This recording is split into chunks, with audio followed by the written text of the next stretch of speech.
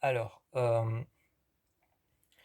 aujourd'hui, je vais parler d'une théorie. C'est une théorie, donc c'est pas nécessairement vrai.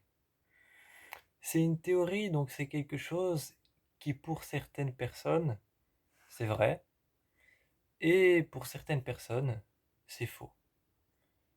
Et il y a des personnes qui n'y croient qu'à moitié. Donc voilà, c'est les théories, grosso modo, enfin même pas grosso modo, en fait, les théories, c'est comme les légendes. Il y a des gens qui n'y croient pas, il y a des gens qui y croient, et il y a des gens qui y croient, mais en même temps n'y croient pas, c'est-à-dire qui n'ont pas vraiment d'avis dessus. Et on va parler, pas d'une légende, hein, mais d'une théorie. Donc cette théorie, c'est la théorie du multiverse. Le multiverse, ou alors la théorie des univers multiples, c'est une théorie très compliquée, mais une théorie que j'aime bien. Parce que j'aime bien les choses compliquées, j'aime bien compliquer la vie. J'aime bien. Non, non, c'est pas que j'aime bien compliquer la vie, j'aime bien les choses simples. Mais la théorie du multiverse, qui est quelque chose de très compliqué, qu'on utilise, je crois. J'ai, j'ai pas fait ces études, mais je crois qu'on utilise ça en chimie ou je sais plus quoi. Et bref, c'est une théorie très compliquée et c'est une théorie que j'aime bien. C'est une théorie qui explique qu'en fait le monde n'est qu'une superposition de mondes tous plus, plus pareils les uns que les autres, mais dans lesquels il y a chaque fois quelque chose qui a changé. Donc en fait le multiverse explique que notre monde, notre monde Eh ben, il y en a plusieurs, il y en a plusieurs, mais à l'infini. En fait, le multivers explique qu'il y a plusieurs mondes à l'infini, mais dans lesquels il y a chaque fois quelque chose qui change. Peut-être que dans le multiverse, dans un autre multiverse, peut-être que j'ai un frère jumeau. Peut-être que dans un autre multiverse, peut-être que peut-être que je suis pas un garçon. Voilà, il y a plein de choses qui changent comme ça, et peut-être que dans un autre multiverse, je suis en couple. Peut-être que dans un autre multiverse, je suis dangereux.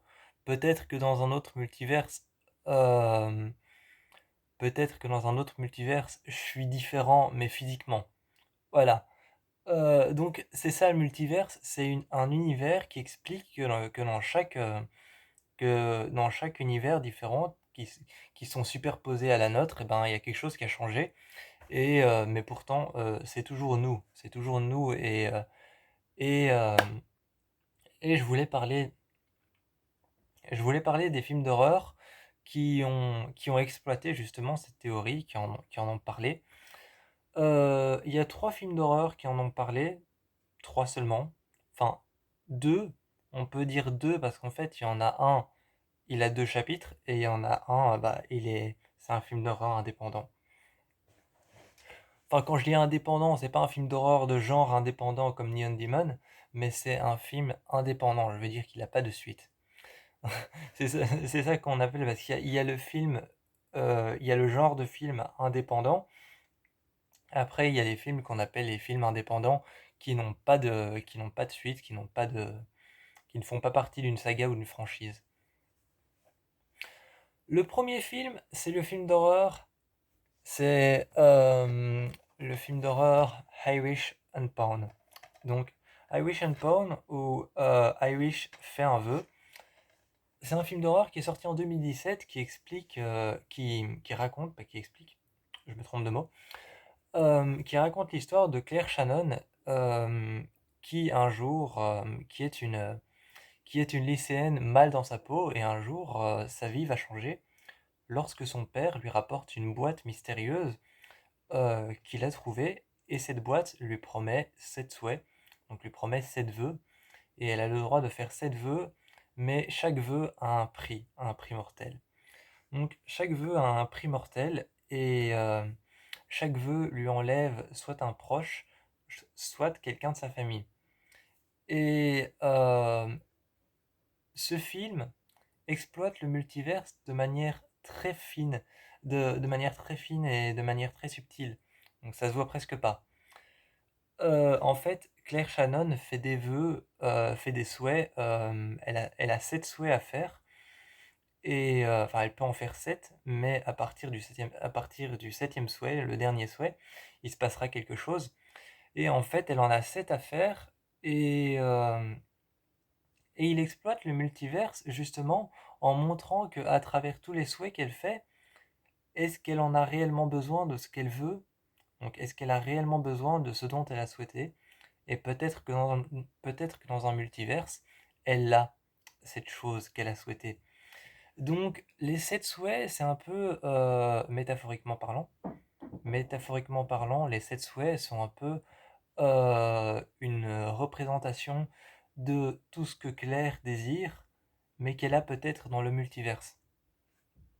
Voilà. Donc c'est le film I Wish fait un vœu, qui est sorti en 2017.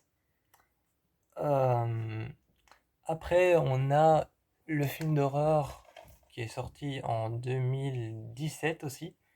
En 2017 aussi, le film d'horreur Happy Death Day, qui lui parle du multiverse. Il parle du multiverse en fait. C'est-à-dire qu'il parle vraiment du multiverse. Euh, Tree, ou Teresa, se retrouve prisonnière elle se retrouve prisonnière d'une boucle temporelle et est condamnée, enfin, elle est condamnée à se répéter dans la même journée le lundi 18. Et elle répète tout le temps la même journée et est condamnée à se faire tuer par un tueur avec un masque. Elle est condamnée à se faire tuer encore et encore jusqu'à ce qu'elle découvre l'identité de son tueur et est condamnée à se faire tuer le jour de son anniversaire. D'où le nom du film Happy Death Day, donc joyeuse mort. Ou alors joyeux anniversaire encore. Euh, Et là, en fait, on est vraiment dans une répétition, répétition, répétition d'une même journée, donc le lundi 18. Et, euh, et chaque fois, il se passe des choses différentes, en fait. Chaque fois, elle meurt différemment, elle essaye d'échapper différemment à son tueur, et donc chaque répétition est différente. C'est pour ça que le film, moi j'ai été étonné, parce qu'en fait, quand j'avais vu la bande-annonce du film, je me suis dit, en fait, c'est une fille qui est condamnée à se répéter dans la même journée encore et encore et encore, jusqu'à trouver l'identité de son tueur. Je me suis dit, mais le film va être saoulant, il va être lourd au possible, parce qu'elle est condamnée à répéter et répéter encore. Et je me suis dit, en fait, on va voir la même journée, le lundi 18, tourner en boucle. Et ce sera les mêmes éléments tout le temps, tout le temps. Et ça va devenir hyper redondant. Eh ben non, pas du tout, parce qu'en fait, elle lui échappe différemment, elle le combat différemment, et le tueur apparaît à des endroits différents et des moments différents, et la tue de différentes manières. Donc, c'est vraiment une exploitation du multiverse. C'est vraiment une exploitation du multiverse, c'est vraiment montrer que dans le multivers, en fait, tout est différent, mais tout se passe presque de la même manière. Et c'est vraiment un film à multiples facettes. Et après, il y a le chapitre 2 qui est sorti en 2019, qui s'appelle Happy Birthday to You. Oui, ils ont fait un jeu de mots, Happy Birthday to You. Euh, et en fait, dans cette suite-là, on explique un peu pourquoi est-ce qu'elle était enfermée dans le lundi 18. On explique pourquoi est-ce qu'elle était enfermée dans le lundi 18 et on montre que c'est à cause d'une expérience qui prouve, je sais plus trop, que le temps peut être arrêté de manière. Le temps peut être arrêté, je sais plus comment s'expliquer dans le film, mais c'est une expérience scientifique, donc c'est un peu tiré par les cheveux. Et, ils essayent de prouver que le temps peut être arrêté à un certain niveau, je sais plus lequel. Et, euh, et le 2 en fait, il montre vraiment le multiverse sous plusieurs angles. Parce que dans le 2, il y a différents éléments qui changent, mais elle est toujours coincée dans le lundi 18. Elle se retrouve une nouvelle fois coincée dans le lundi 18, et il y a différents éléments qui changent. Quand elle se retrouve encore une fois coincée dans la même journée, elle se rend compte que le médecin avec qui elle avait une liaison a une liaison avec une autre fille, une de ses amies, qui n'est pas vraiment son amie. Et elle se rend compte que dans le lundi 18 dans lequel elle est coincée, euh, le garçon avec lequel elle était, donc avec qui Tree était en couple, est en couple avec une autre de ses amies. Et elle se rend compte que le tueur n'est plus son ami qui était le tueur, elle se rend compte que c'est plus l'une de ses amies, je vous dis pas laquelle, mais elle se rend compte que c'est plus elle le tueur. Et et il y a plein de choses qui changent. Il y a plein de choses qui changent. Elle se rend compte aussi, gros retournement de situation, elle se rend compte aussi que dans une des répétitions des journées qu'elle va faire, un moment, sa mère est vivante parce que sa mère est morte et elle se rend compte que sa mère est vivante. Donc, dans le 2 on est vraiment dans le multiverse parce qu'il y a plusieurs choses qui changent dans les répétitions de journée. Donc voilà, c'était pour un peu parler du multiverse à travers les films d'horreur. C'était un peu pour parler de ça à travers les films d'horreur et pour vous montrer que ces trois films-là ont parlé du multiverse, qui est une théorie, hein. Je rappelle qu'une théorie, c'est pas quelque chose de vrai. Une théorie, c'est quelque chose qu'on a mis en place, mais qui n'a pas été prouvé ou approuvé. C'est quelque chose qu'on sait pas. Une théorie, c'est quelque chose qui n'a pas été approuvé, donc on ne sait pas dire si c'est réel ou non. Et donc voilà, donc I Wish et Happy Dead Days et Happy Birthday to You parlent tous les deux, parlent tous les trois de, du multiverse.